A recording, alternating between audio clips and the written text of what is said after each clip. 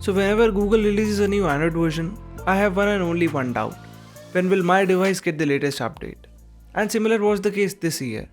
No devices apart from Pixel and flagships from some brands can enjoy the latest Android 11 update. Anyways, I was too jealous of all that going on, so I tried it on my OnePlus 6 somehow. So here is the review of Android 11 and let's have a look at all the new features that you get with this iteration of Android. So right from the power menu, the changes are visible. That old power menu is now gone, and what you see here is the new card-based UI that combines all the home automation devices that are paired with your Google account, along with your debit and credit cards so that you can pay easily with Google Pay. And in this COVID-19 time, it makes up for a good addition. The icons and notification shade look just the same more or less, but when you swipe up in Task Manager, you get two new options. First one is this quick screenshot option that will come in really handy. And to make that even better, you can share and edit the screenshot too. All that from one single screen. And I honestly find this to be quite neat and useful. And so is that second select option.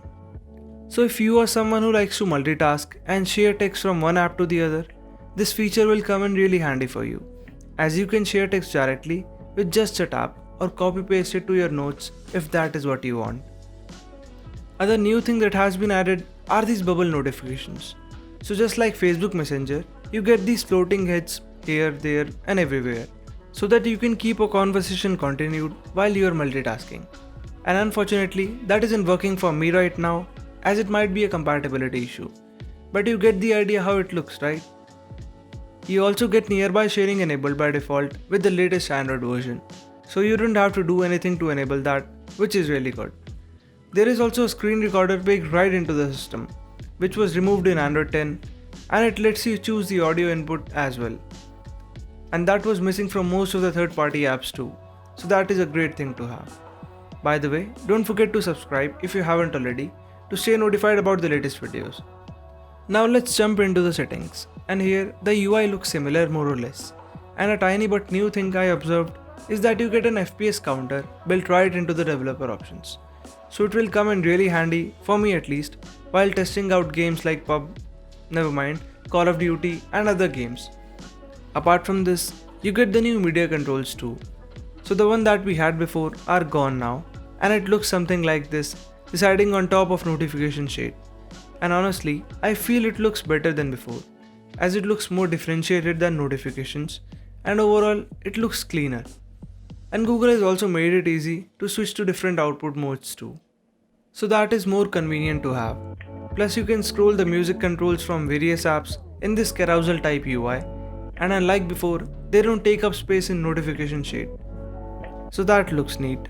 And of course, the latest security patch has been bumped up to September 2020, which is the latest version. Coming to the security aspect, well, things have changed here too. Now you can get this extra permission option whenever an app asks for a permission.